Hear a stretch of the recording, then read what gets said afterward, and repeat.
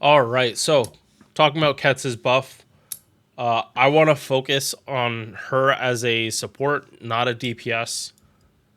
This recent buff does help her DPS numbers, but not by that much because Buster is not the lowest point in the formula. It's attack, and yeah, Ketz is it's sad. She used to be with Ozymandias, and now she's just nowhere close to it. Like Ryder Liz, I would pick as a DPS over Ketz pretty much any day of the week. That's just how it is right now. All right, so let's get started. Base attack 12.01 or 001, which is like fine for a DPS. You want it above 11.5k, but 12 definitely okay. But again, my disappointment as a DPS. It's just mostly me though. HP not too high, which for a rider honestly is a plus for her because if you want to use her for esports but you don't want to use her at level 50 out of 60 because that's really all you really need for her to work as a support. You don't need her to go super high. It's just first and second skill that matter. There's a chance because she's weak to assassins that one just gets buffed up and crits her really, really fast, and she's pretty much dead. It could definitely happen. So, plus and minus. Moving on. Star weight, star gen. These are normal rider numbers. MP chart is very healthy at 0.9%. Unfortunate, she only has 2 hits on these arts cards. They're going to refund a lot. And if you need to use her for carding, she does have ways to make sure that she actually crits on her cards. Like more than one way to do it. So CEs, we have lawful female, lawful good, and she's a rider, so she gets that CE. So right now she's sitting at 60% from CEs, but who knows in the future that could go higher if they give us a divinity CE, which they're not going to do. They're not going to give something like divinity because divinity is just way, way, way too common. They have so many other things they need to give CEs for before they do something as generic as that divinity. All right, hit counts: 3 hits on quick, 2 hits on 2 arts, 3 hits on buster, and 5 hit extra attack. Out of the more recent servants I've done, this extra attack would perform pretty well, do a lot of damage, and get a lot of refund from this. Like especially Orion, her hit counts are dog shit.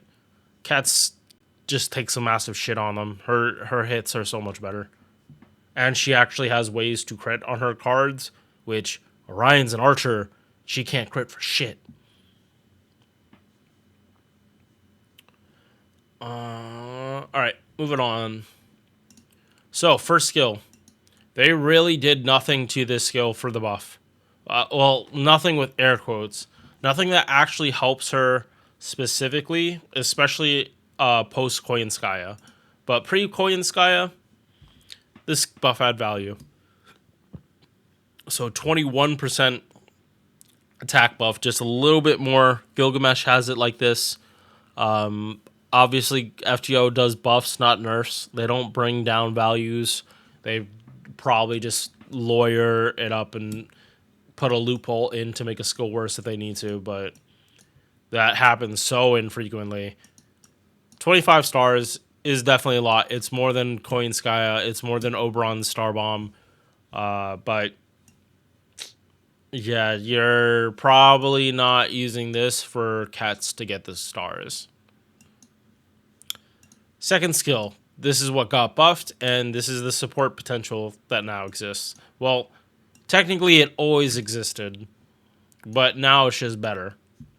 And now with this buff, she's actually able to do buster farming herself. But again, she kind of always was able to do that in the first place. But now she can double stack it. So cooldown reduction turns this 7 into 6 if she uses it on herself, and 30 battery. They did not touch the guts. They did not touch the buster, and they technically didn't touch. They technically did not touch this cooldown. I'm saying it if you use it on herself. So with this 30 battery and the skill cooldown, it puts her in the position that she can be a substitute for Koyanskaya in certain circumstances. The big one being you're not fighting man attribute. Because if you're not fighting man attribute, that is such a loss of damage if you could be using Kets.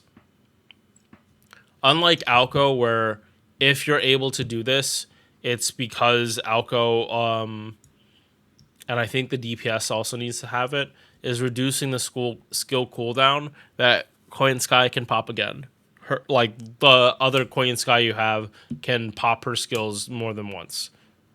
So you have the same value of buffs, same power mod, same buster buff as using 2 Koyanskayas because you're double popping on one of them. Kets does it differently. It's a 30 battery instead of a 50. It's only 1 turn cooldown instead of 2. But what you trade for it is an attack buff. Now, if you're not super familiar with how buster farming works, if your DPS does not have an attack buff to double stack, there is no attack buff at all in the buster farming. You are relying solely on your Mystic Code to give you an attack buff, and that's it. So having Kets there as an option really does elevate how far you can go, especially if you're not fighting man attribute. I have to keep bringing that up because it's just such a damage loss.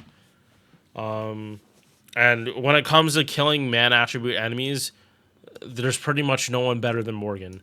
So should you use Kets with Morgan Le Fay? Absolutely not. Because if Morgan's not fighting man attribute, why are you using Morgan when you can use just anyone else? So in my opinion, this buff helps people to double down on knowing what they're fighting and planning a team that can actually output more damage. So yeah, in teams that aren't man attribute, Kets edges out. If it's man attribute, Koyanskaya probably edges it out more until you start hitting that part of the formula, like the cap for it. Like you have too much MP damage to double with Oberon, too much power mods that make it so you can only stack so much MP damage. Yeah. So especially when like you're forced to pick supports, Kets being able to be this option is just nice because I'm still able to do buster farming. Even when the game is forcing me to use some random support, I can actually put that support in the back line, don't even use them, use my own characters, and still be able to farm the node. But situational. 50 batteries is pretty much expected that they can do it, but I mean, if depending on how far you're going in the buster engine, like whether you're putting in Chloe, Miss Crane, Liz at the end, you have way more leeway, especially with that charge per turn. The charge per turn for buster farming did not realize how good it was until this year. But I mean, this year is when it actually stacks up enough for it to matter. All right, so done with DPS stuff. Let us talk. Done with support stuff for Kets. This is strictly DPS now. I am now doing monthly $5 giveaways as a way to give back to my channel. I recently hit 500 subs and I want to keep giving back to the people that support me. All you have to do is comment on one of my videos during the month. Doesn't even have to be a video I make that month, and you are entered to win. 5 people can win every month with 1 win per person per month. Only 1 comment is counted as an entry every month. I will send you the prize in a way that works for both of us. Thank you for watching. Now let's get back to the video. For the rest of the video. So star weight 600%, 50% crit damage, and 30 battery for herself. Both of these are no. This whole skill is selfish. It's only focused on Kets. If they want to go full in support for Kets, they would make this targeted. Make both of these effects 3 turns. If they really want to triple down on it, we'll look at the Bonsi and like add on one more effect to this skill. But yeah, like for her own sake as a DPS, now she has a 60 battery. That is significantly more than most other servants get. And really battery issues really stop being a problem because there's multiple setups. Like off the top of my head, Kets comes in with mana loading, pop both her batteries, Oberon first skill, 100, turn 2, Koyanskaya, pop all buffs on Kets, swap out, that's another MP. Turn 3, Kets has all her skills back up at the very least, and then Oberon comes in or uses his 50 battery, 260s, again, you can MP.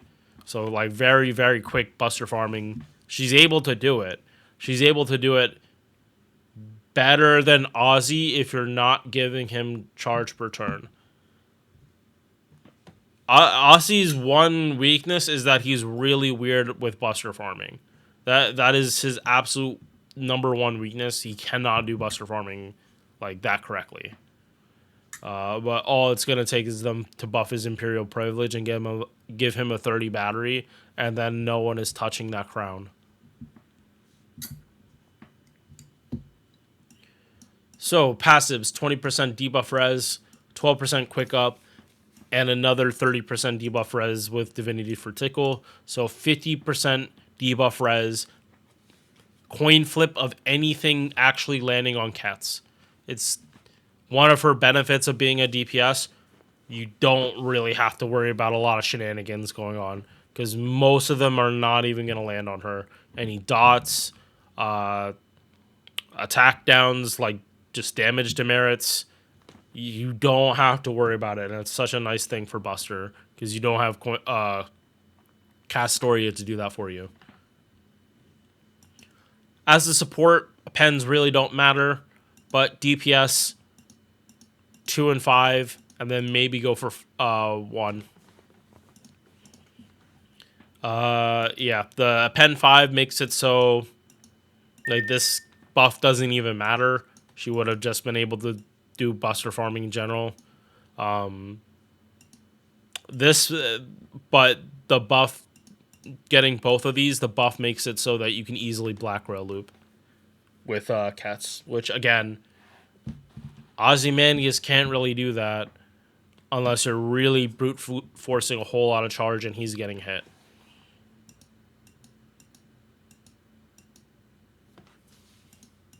Anti-Foreigner.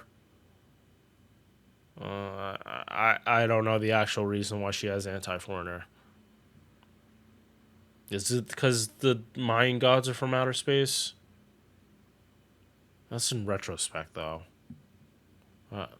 Whatever. They weren't even specific about that. I don't think until Lost Belt 7, like where the Mayan gods came from. But whatever. MP. This is basically Ozzy's, but just worse in every single way. Skill Seal, unbuffed, 1,000 burn for 5 turns. No, it would be actually really, really wild if they buff Kets' MP in Anniversary this year. Just to get people like me to shut up, and stop talking about Ozzy getting buffed like that. They would actually just buff her in the same year and make her MP like cracked.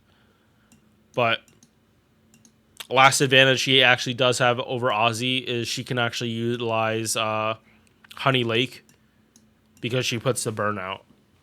And not only for 3 turns, for 5 turns. So it is not hard to MP at the very least once every 5 turns with her. Honestly, if you're using any of her cards, it'd be shocking if the burn ever goes away and she can't use it. Last thing, Bonsi, 10% arts, 10% buster while she's on the field. So going back here, if they really want to double down on her being a support, again, you make these 3 turns, you make this targeted, and you just throw an arts buff on it too. I don't know if that's going to make her a super good buffer for Emiya, because I know he wants the double card buff for himself. Like, he works really good with Miss Snake. But yeah, I don't have my Emiya built too well on JP to really test that. So you're just going to have to go for other people's videos. All right, that's it for me. I'll see you guys. Peace. Thank you for making it to the end of this video. If you enjoyed, drop a like or sub. Hope to see you in the next one. Peace.